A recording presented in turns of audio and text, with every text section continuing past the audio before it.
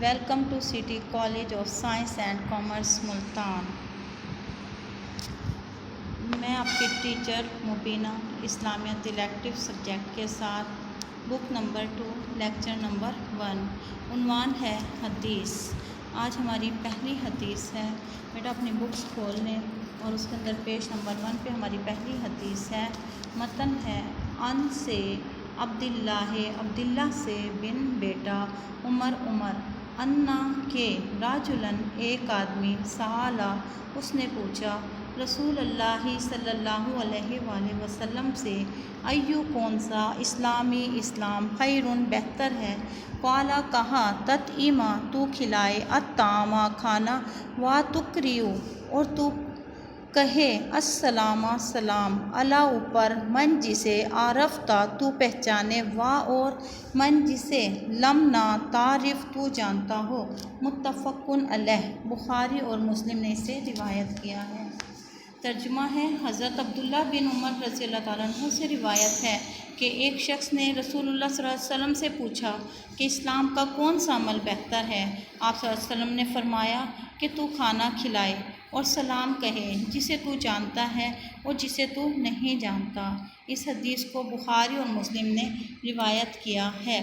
بیٹا یہ ہمارا پیپر میں پہلا کوسچن ہوتا ہے جس کے 2 احادیث آپ کو دی جائیں گی اور 30 نمبر کا یہ کوسچن ہوگا، 15 نمبر کی 2 احادیث ہوں گی، 10 نمبر کا ترجمہ اور 5 نمبر کی اس کی تشریح آتی ہے۔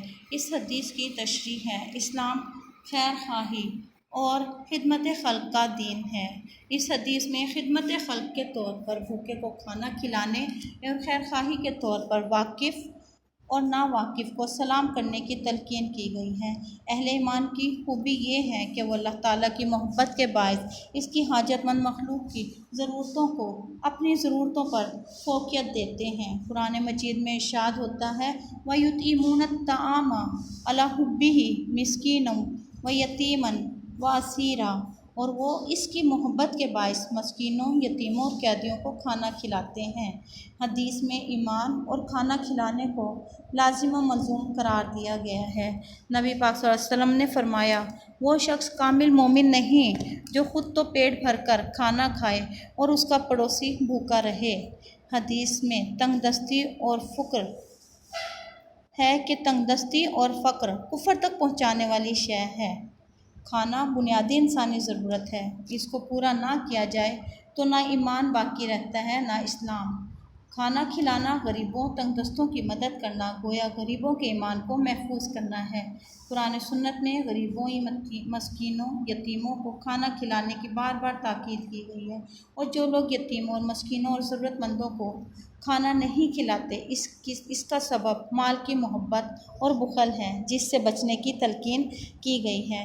اس کے دوسرے حصے میں ہر واقف اور نا واقف کو سلام کرنے کے بارے میں بتایا گیا ہے۔ قرآن پاک میں سلام کرنے کی فضیلت بے حد جگہ بیان ہوئی ہے، اور اللہ تعالیٰ خود فرماتا ہے کہ اللہ تعالیٰ کے نزدیک سلام اتنا بابرکت چیز ہے کہ اللہ تعالیٰ خود انبیاء اور جنتیوں کو سلام کہتا ہے، جیسا کہ قرآن میں ارشاد ہوتا ہے سلام قولا من رب الرحیم، سلام علی موسیٰ و ہارون۔ حدیث مبارکہ میں بھی سلام کی بار بار تاکید کی گئی ہے۔ نبی پاک صلی اللہ علیہ وسلم نے فرمایا سب لوگوں سے زیادہ اللہ کے نزدیک وہ شخص ہے جو سلام کرنے میں پہل کرے۔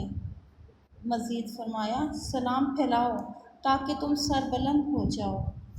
سلام کرنا جسے جانتے ہیں اور جسے نہیں جانتے یعنی واقف اور نا واقف کو، اس کے بہت سے فوائد ہیں۔ ایک تو یہ کہ اس میں ایک حکمت اور فلسفہ یہ ہے کہ جس اجنبی شخص کو آپ نہیں جانتے، جس سے آپ کی واقفیت نہیں، جب اس سے آپ سلام کرو گے تو اس سے آپ کی اجنبیت ختم ہو جائے گی، واقفیت پیدا ہو جائے گی۔ دوسرا، غرور اور تکبر کا سلام کرنے سے خاتمہ ہوتا ہے۔ حضور پاک صلی اللہ علیہ وسلم نے فرمایا کیا میں تمہیں ایسی چیز نہ بتاؤں کہ جب تم اسے کرو تو تمہارے درمیان محبت پیدا ہو جائے، آپس میں سلام پھیلاؤ۔ سلام کا اور فائدہ کیا ہے؟ یہ باعث برکت ہے، سربلندی کا باعث ہوتا ہے، اس سے سلام کرنے سے مساوات پیدا ہوتی ہے، گناہوں کا خاتمہ ہوتا ہے۔ بیٹا یہی سلام کا مزید ٹاپک جو ہے وہ ابھی آگے چل رہا ہے، اگلی حدیث میں بھی سلام ہی کے بارے میں بتایا گیا ہے، ہم اس کی تشریح مزید کریں گے۔ حدیث نمبر 2 متن ہے وا اور ان سے ابو ہریرہ قال کہا قال رسول اللہ صلی اللہ علیہ وآلہ وسلم للمؤمنین ایک مومن کے لیے اللہ پر المؤمنین دوسرے مومن کا 6 خصال حقوق ہیں، یعودہ عیادت کرے اس کی، اذا جب وہ بیمار ہو، وہ یشہدہ اور حاضر ہو اس کے پاس، اذا جب ماتا وہ فوت ہو جائے، وہ یجیبہ اور وہ جواب دے، اذا جب دعا ہو وہ بلائے اسے، وہ یسلم اور وہ سلام کہے علیہ اسے، اذا جب لاقیہ ہو وہ اسے ملے، وہ یشمت ہو اور وہ اسے چھینک کا جواب دے، اذا جب آتیسا وہ چھینک مارے، وہ ینسا ہو اور وہ خیر خواہی کرے، لاہو واسطے اس کے، اذا جب غابہ وہ غائب ہو، او شاہدہ یا موجود ہو۔ اس کا ترجمہ ہے، حضرت ابو ہریرہ سے روایت ہے کہ انہوں نے کہا، رسول پاک صلی اللہ علیہ وسلم نے فرمایا، ایک مومن کے دوسرے مومن پر 6 حقوق ہیں، جب وہ بیمار ہو جائے تو اس کی بیمار پرسی کرے، جب وہ فوت ہو جائے تو اس کے جنازے میں شریک ہو، جب وہ اسے بلائے تو اس کی دعوت کو قبول کرے، اور جب وہ اس سے ملے تو اسے سلام کہے، اور جب وہ چھینک مارے تو اس کا جواب دے، اور وہ اس کی خیر خواہی کرے اس کی موجودگی یا غیر موجودگی میں۔ اس حدیث مبارکہ میں اللہ تعالیٰ حضرت صلی اللہ علیہ وسلم نے اسلام حقوق اللہ اور حقوق العباد کے بارے میں بتایا ہے۔ اسلام حقوق اللہ اور حقوق العباد سے مرکب ہے۔ اس حدیث میں اہل ایمان کے 6 حقوق بیان کیے گئے ہیں۔ نمبر 1 ہے مریض کی تیمارداری۔ جب ایک مومن بیمار ہو تو اس کی تیمارداری اور بیمار پرسی دینی فریضہ ہے۔ حضرت صلی اللہ علیہ وسلم نے بھی عیادت کی تلقین فرمائی ہے اور عملی اسوہ حسنہ بھی پیش کیا ہے۔ آپ صلی اللہ علیہ وسلم نے فرمایا، اپنے مومن مسلمان بھائی کی عیادت کرنا جنت کی راہ پر چلنا ہے۔ آپ صلی اللہ علیہ وسلم نہ صرف مسلمانوں بلکہ دشمنان اسلام جو کہ بیمار ہوتے تھے، یہودیوں اور منافقوں کی بھی عیادت فرمایا کرتے تھے۔ اور عیادت کے آداب، عیادت کے بہت سے آداب ہیں، جن میں سے ہیں کہ مریض سے زیادہ باتیں نہ کی جائیں، سنت کے مطابق طریقہ یہی ہے کہ ان کے پاس زیادہ دیر نہ بیٹھا جائے، اس سے دعا کی درخواست کی جائے، کیونکہ ارشاد نبوی ہے، جب تم کسی مریض کے پاس عیادت کے لیے جاؤ تو اس سے اپنے لیے دعا کی درخواست کرو، کیونکہ مریض کی دعا ایسی ہے جیسے فرشتوں کی دعا۔ آپ صلی اللہ علیہ وسلم مریض کے لیے خود بھی دعا فرمایا کرتے تھے۔ دوسرا حق ہے ایک مومن کا دوسرے مومن پر جنازے میں شرکت۔ ایک مسلمان کی موت پر اس کی تجہیز و تکفین اور جنازے میں شرکت بھی دینی حق ہے۔ یہ حق فرض کفایہ ہے۔ فرض کفایہ یہ کہ اگر چند اہل محلہ نماز جنازہ میں شریک ہوں تو عام مسلمانوں کی طرف سے یہ فریضہ ادا ہوتا ہے، ورنہ تمام اہل محلہ گناہ گار ہوتے ہیں۔ حدیث مبارکہ ہے، جس نے جنازے میں شرکت کی اور 3 مرتبہ جنازے کو کندھا دیا، اس نے اپنا حق ادا کر دیا۔ تیسرا حق ہے دعوت کو قبول کرنا۔ دعوت سے مراد کھانے پر بلانا۔ اب اگر کوئی مسلمان بھائی آپ کو کھانے پر بلائے تو اس کی دعوت کو قبول کرنا، اس میں مومن کا مومن پر یہ حقوق تصور کیا گیا ہے۔ حضور پاک صلی اللہ علیہ وسلم کو جب صحابہ کرام دعوت پر بلاتے تھے تو حضور پاک صلی اللہ علیہ وآلہ وسلم دعوت کو قبول فرماتے تھے۔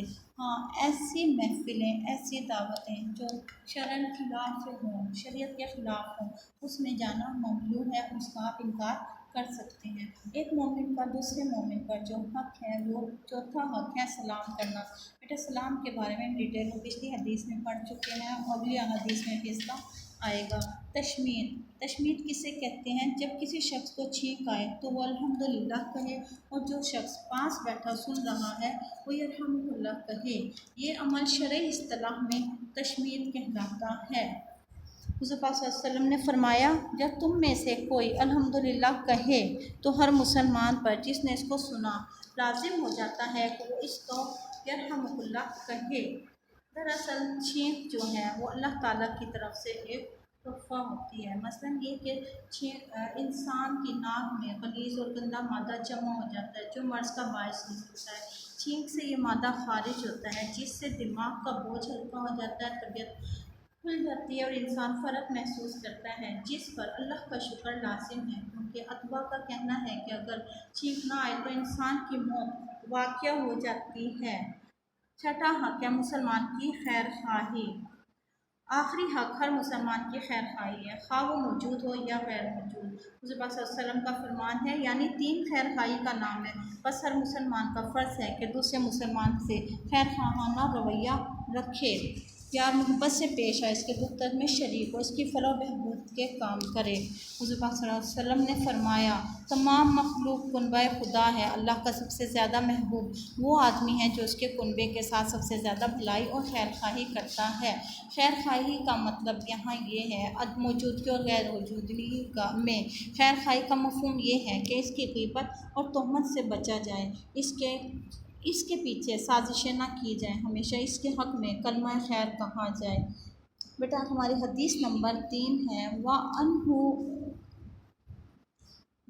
اور ان سے قال کہا رسول اللہ صلی اللہ علیہ وآلہ وسلم نے، یسلم الراکب سلام کرے راکب سوار علی پر الماشی پیدل کو، اور الماشی پیدل علی پر القاعد بیٹھنے والے کو، والقلیل اور تھوڑے علی پر الکثیر زیادہ کو۔ یہ متفقن علیہ، یہ بخاری اور مسلم میں روایت ہے۔ حضرت ابو ہریرہ سے روایت ہے کہ انہوں نے کہا کہ رسول اللہ صلی اللہ علیہ وسلم نے فرمایا کہ سوار پیدل کو سلام کہے اور پیدل بیٹھے ہوئے کو سلام کرے، بیٹھنے والا تھوڑے کو اور اوپر سلام کہے۔ اس حدیث مبارکہ میں کی تشریح میں اس حدیث میں بتایا گیا ہے کہ سوار پیدل کو سلام کہے، راہ چلنے والا بیٹھے ہوئے لوگوں کو، اور قلیل تعداد کثیر کو۔ ان کا فلسفہ یہ ہے کہ اسلام اپنے پیروکاروں میں انکساری پیدا کرتا ہے، غرور و تکبر و نخوت کا خاتمہ کرتا ہے۔ سلام میں پہل کرے، اس کے بارے میں حضور صلی اللہ علیہ وسلم نے فرمایا، سلام میں پہل کرنے والا تکبر سے بری ہوتا ہے۔ اب اس میں سوار کو کہا گیا ہے کہ وہ پیدل کو سلام کہے۔ اس میں ایک حکمت یہ ہے کہ سوار اور راہ چلنے والا اونچی اور اعلیٰ پوزیشن میں ہوتا ہے، لہٰذا اسے کہا گیا ہے کہ وہ سلام میں پہل کرے تاکہ تکبر کا امکان ختم ہو جائے۔ اسی طرح ایک یا دو قلیل تعداد کو اکثر کثیر تعداد پر، یعنی زیادہ لوگوں کو سلام کرے تو تکبر کا امکان ہے، لہٰذا کم تعداد کو پہلے سلام کہنے کا حکم دیا گیا ہے۔ مزید یہ کہ قلیل تعداد کو اس لیے سلام کا حکم ہے کہ کثیر کا حق ان کی نسبت مقدم ہے۔ یہاں پر ایک اور پوائنٹ سامنے آتا ہے کہ وہ یہ کہ اگر ساری جماعت میں سے ایک آدمی سلام کہتے تو ساری جماعت کی طرف سے کافی ہے، اسی طرح جواب میں بھی ایک آدمی جواب دے تو وہ ساری جماعت کے لیے تصور کیا جائے گا۔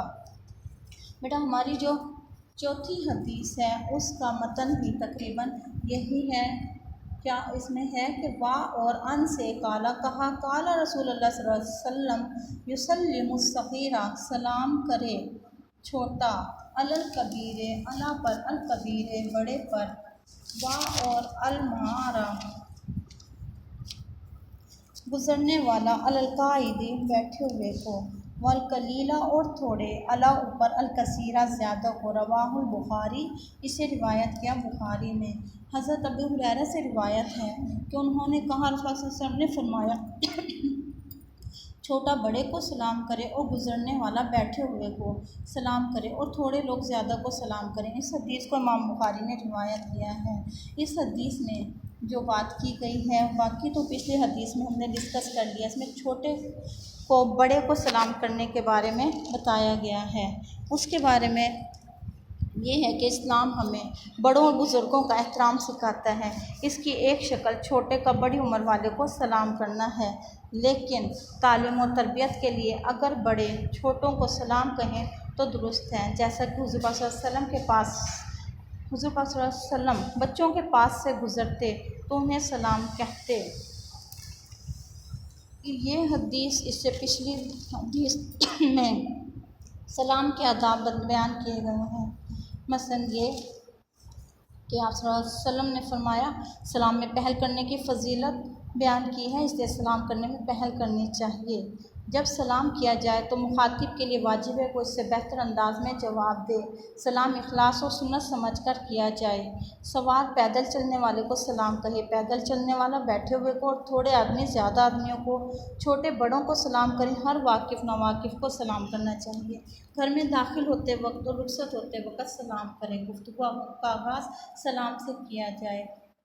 مزید یہ کہ جب کوئی شخص مجلس میں آئے تو سلام کہے اور لوٹے تب بھی سلام کرے۔